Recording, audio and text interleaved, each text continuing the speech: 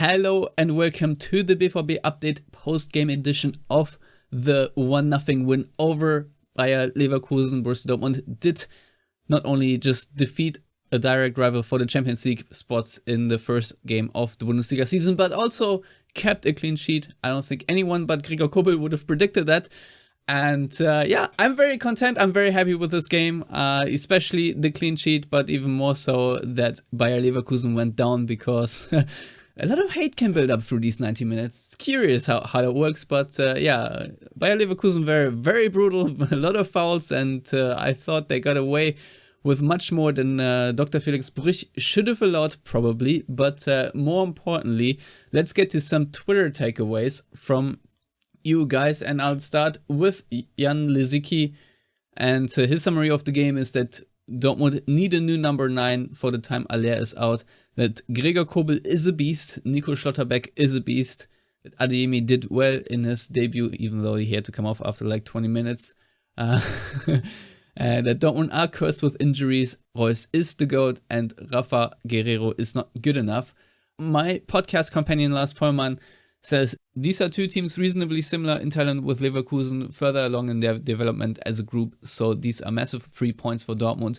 Dahoud is man of the match for Lars. Bellingham, Kobel and Schlotterbeck, bar one heart attack moment, is massive as well. They definitely need more of the bench. Bino Gittens would have helped for one. I forgot Hummels, he also did really well. And Borussen Myth says performance in the second half wasn't very good, but thought overall showed glimpses of a lot of potential in this game. Adeyemi is a lot better than Azar, and also feel we could have flowed a bit better if Brich, the referee, didn't let Leverkusen get away with such recklessness, especially early on. Luis Ambrose says, not really sure what to say about that. Dortmund weren't great, but good enough, and Schlotterbeck is going to get a statue one day. And LL Cool Ray, biggest takeaway is that Jude Bellingham keeps getting better, absolute world class. So let's take a quick look at the starting 11 today. It was pretty much the same one that defeated 1860 Munich, with only Mats Hummels replacing the injured Niklas Süle. And there was a quick update from Niklas Süle today. He said that he expects or hopes that he is back against Werder Bremen. So from that, I guess he is still expecting to miss next game against Freiburg on Friday. So let's take a quick look at the stats. Marco Reus with the goal in the 10th minute, and he sort of just poked it home, if you will. A bit of a scramble on the line after Adeyemi's shot. I think Adeyemi thought he scored it, but officially the goal has been accredited to Marco Reus.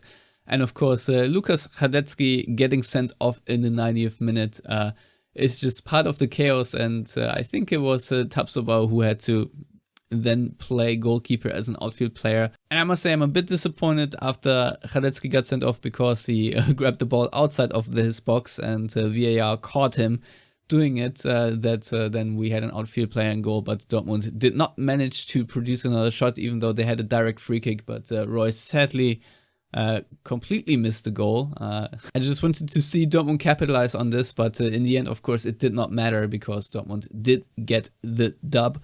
And if we look at the other stats, Dortmund, of course, did win the expected goals. And when it comes to possession, Bayer Leverkusen did have more of the ball, but I don't think this is a big surprise, given that Dortmund did take an early lead and also learned from the last experience against Leverkusen, where they lost the game 5-2 and were counterattacked to death.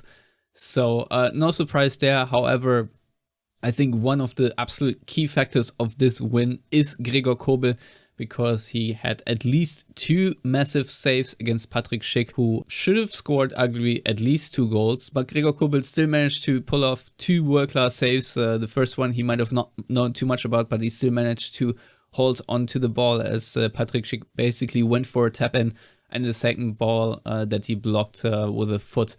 Also a great reaction save, really good goalkeeping, and I've said it so many times before in the Yellow Wall pod, I think every super successful team is built with the backbone of a really high quality goalkeeper. And Gregor Kobel is just that. And today also, I think we saw the beginning of a bromance. Nico Schlotterbeck and Gregor Kobel are very similar when it comes to fist pumps per match. I don't know the exact stat there, but it's probably 4 or 5 per 90. The way that they hype themselves and each other is really big, and you can see the will to win there. Nico Schlotterbeck also had a really great performance. Obviously, the one cock-up where he passed the ball, I think, straight to Schick, and Mo Dahoud had to come up with a heroic tackle to save the day, is maybe the one problematic thing about his performance. But otherwise, he was really great and battled very hard, and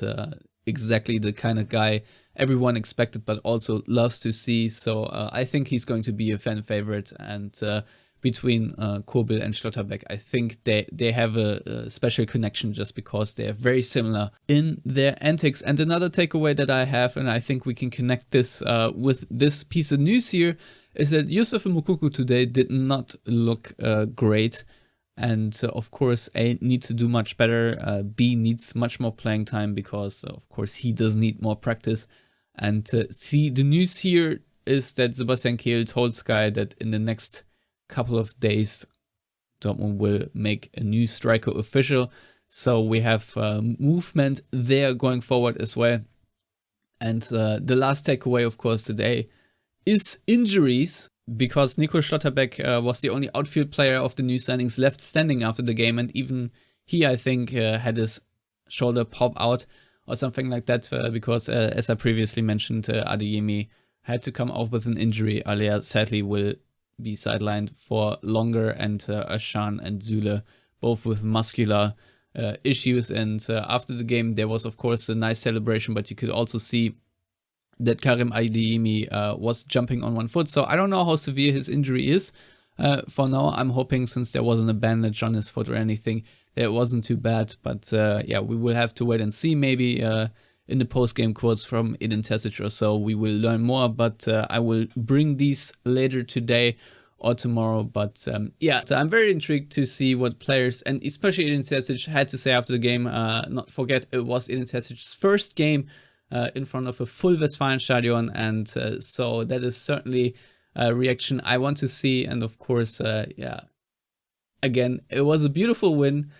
Was it the prettiest? Most certainly not. I mean, you stumbled the ball over the line, and that was the only goal of the day, and certainly nobody predicted that this goal, or this game rather, would end in one goal. But you know, at the end of the day, I don't care. Dortmund get a very big 3 points against the direct rival in the battle for the Champions League spots, or even more, who knows. But good start. Next, Dortmund will take on SC Freiburg, which is the Friday night game. Freiburg today select FC Augsburg 4-0, and I'm already looking forward to this game. But in the meantime, let me know in the comments what your takeaways are from this game, what you enjoyed, what you disliked, and who the man of the match was, because I'm clearly uncertain. There are several candidates, be it Kobel, be it Bellingham.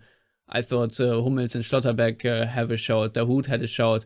The only players who I thought were maybe quite on the level were Daniel Malen and Yusuf Moukoko. But otherwise, a very comprehensive performance by pretty much the whole team. So a lot of candidates to choose from. And yeah, that's it. I'm signing off for now. As always, like, comment, subscribe. Goodbye.